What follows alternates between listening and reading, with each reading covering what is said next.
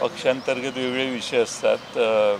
लोकसभेच्या काही जागांची चर्चा अंतिम टप्प्यात आलेली आहे. त्याचे निर्णय आम्हाला लवकर घोषित करायचे आहेत, त्यासाठी मी त्यांची भेट घेतली. सर, सांगलीच्या जागेसंदर्भात अजूनही लढा सुरू आहे. तिकडे शिवसेनेने उमेदवार जाहीर केला, प्रचार सुरू झालेला आहे. काँग्रेस आणि राष्ट्रवादी काँग्रेस शरद पवारांचे पदाधिकारी मात्र त्याच्यामध्ये कुठेही दिसत नाही. हा जागेचा नेमका तिढा कधीपर्यंत सुटू शकतो? हा जागेचा तिढा साधारणपणे लवकर सुटायला हवा. शिवसेना आणि काँग्रेस यांच्यातला संवाद चालू असेल असं मला वाटतंय आणि याच्यात लवकर निर्णय होईल अशी अपेक्षा आहे. सर, काल देवेंद्र फडणवीस इंदापूरमध्ये आलेले होते. ते असं म्हणतात की बारामतीतली लढाई जी आहे पवार विरुद्ध पवार नाही किंवा शरद पवार विरुद्ध अजित पवार नाही तर नरेंद्र मोदी विरुद्ध राहुल गांधी अशी आहे.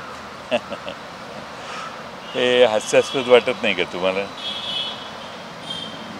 ही लढाई कुणाच्या विरोधी आहे हे सगळ्या बारामतीकरांना माहिती आहे आणि बारामतीकर त्या प्रश्नाचं त्याच पद्धतीनं उत्तर देतील. याच्यात नरेटिव्ह बदलण्याचा प्रयत्न हा दिसतोय. कदाचित सर्वेमध्ये मोदी आणि राहुल गांधी यांची कंपॅरिझन त्यांच्यासमोर आली असेल आणि त्यामुळे नरेटिव्ह बदलण्याचा हा छोटासा प्रयत्न आहे त्यांचा.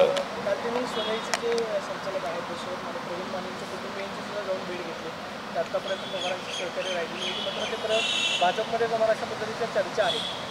निवडणूक आता जवळ आलेली आहे. शेवटच्या अंतिम टप्प्यामध्ये सुद्धा अशा भेटीगाठी सुरू आहेत. नाही, कसं आहे की माने कुटुंबीय पवारसाहेबांचे कट्टर समर्थक कायम राहिलेले आहेत आणि त्यांना कधीही विचारलं तरी 200% माझी खात्री आहे की ते पवारसाहेबच म्हणतील. पण आता काय वेगवेगळे प्रेशर देऊन त्यांच्यावर प्रेशराईज करण्याचा प्रयत्न कदाचित झाला असेल असं मला वाटतंय. समोर असं म्हणत आहे की संजय मंडलिकांचा पराभव करणं भगवानला सुद्धा शक्य नाही. गरज पडली तर आम्ही हेलिकॉप्टरने मतदार आणू. हेलिकॉप्टरने मतदार आणू असं म्हणणं म्हणजे मतदारांची सगळी व्यवस्था करायचं ठरलेलं दिसतंय. भरपूर गबाड दिसतंय, त्यामुळं मतदारांना हेलिकॉप्टरने आणण्याची तयारी दिसते आणि किती आमचे विरोधक पैशाने गब्बर आहेत आणि किती प्रचंड मोठी त्यांच्याकडे ताकद आहे हे दिसतंय आणि महाराष्ट्रातल्या जनतेला हे उदाहरण लक्षात आणून देणार आहे की प्रचंड माया समोरच्या बाजूनं गोळा करण्यात आलेली आहे.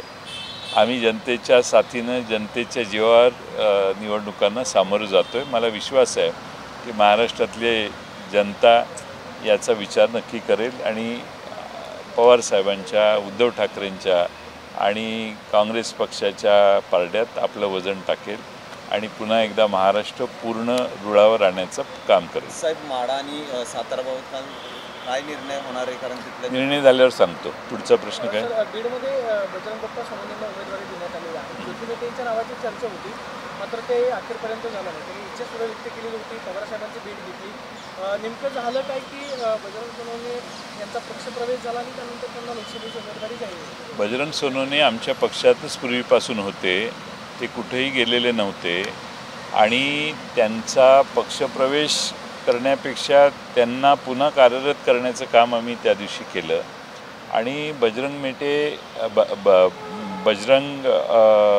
सोनवणे यांच्याकडे लोकसभेच्या प्रत्येक बूथवर लढण्याचा अनुभव आहे.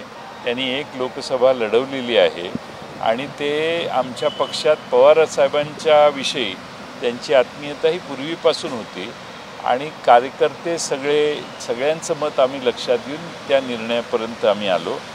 मेटेताईंच्याबद्दल किंवा मेटे साहेबांच्याबद्दलही आम्हाला जरूर आदर आहे आणि म्हणून साहेबांनी त्यांना बरोबर घेऊन आपण एकत्रितपणाने भविष्यकाळात काम करू शकू असा विचार मांडलेला आहे.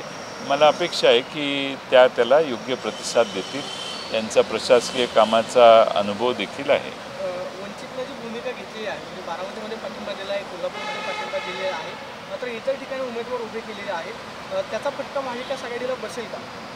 प्रकाश आंबेडकरांना ज्या जागा हव्या होत्या त्या दिल्या नाहीत, त्याच्यामुळे त्यांनी स्वतंत्र निर्णय घेतला. काँग्रेसचे नाना पटोले असं म्हणतात की आम्ही त्यांना हव्या असलेल्या आता 2 जागा द्यायला तयार आहोत.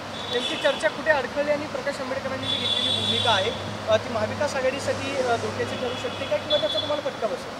नाही, आता चर्चा बरीच पुढं गेलेली आहे. त्यामुळं या जुन्या प्रश्न म्हणजे बऱ्याच काही आठवड्यांपूर्वी हा प्रश्न आम्हा सगळ्यांना विचारला जात होता, तर त्याच प्रश्नांची वारंवार उत्तरं देण्याची आवश्यकता आहे असं मला वाटत नाही. मात्र बारामतीमध्ये पाठिंबा दिला हो, बारामतीत पाठिंबा दिलेला आहे आणि आम्ही त्यांचे आभारी मानलेले आहेत. बारामतीत त्यांनी सहकार्य केले, अन्य जागांवर त्यांनी सहकार्य करावं अशी आमची अपेक्षा आहे. पण त्यांचेही काही कन्स्टेंट्स असतील, काही मर्यादा असतील, त्यांच्याही पक्षाचं येईल, त्यांचेही काही हे असतील.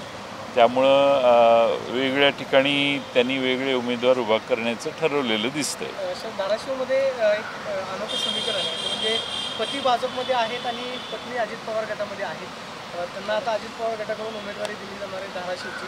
तिथं महाविकास आघाडी विरुद्ध महायुती, म्हणजे अजित पवारांच्या पक्षाशी तुमचा सामना असा काय गणित पाहायला मिळतं? मी काय तिकडचं गणित केलेलं नाही, कारण तिथं आमचे ओमराजे निंबाळकर जे आहेत ते खासदार आहेत, सिटिंग खासदार आहेत, निष्ठेने उद्धव ठाकरेंच्या बरोबर राहिलेले ते खासदार आहेत आणि कधी त्यांनी निष्ठा ढळून दिलेली नाही. तिथले आमदार कैलास पाटील किंवा ओमराजे यांनी उद्धव ठाकरेंची साथ अतिशय प्रामाणिकपणाने केलेली आहे. ही मी जवळून मागच्या 2 वर्षात पाहिलेलं आहे आणि त्यामुळं लोकांना प्रामाणिक, निष्ठावंत आणि असाच माणूस जास्त प्रायोरिटीनं स्वीकारावा असा वाटतो. मला खात्री आहे की त्या ठिकाणी ओमराजे निंबाळकरच मोठ्या मताने निवडून येतील.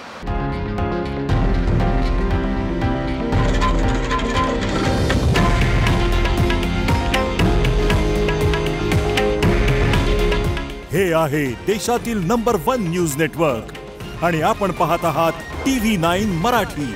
काळजी तुमची, हित महाराष्ट्राचं.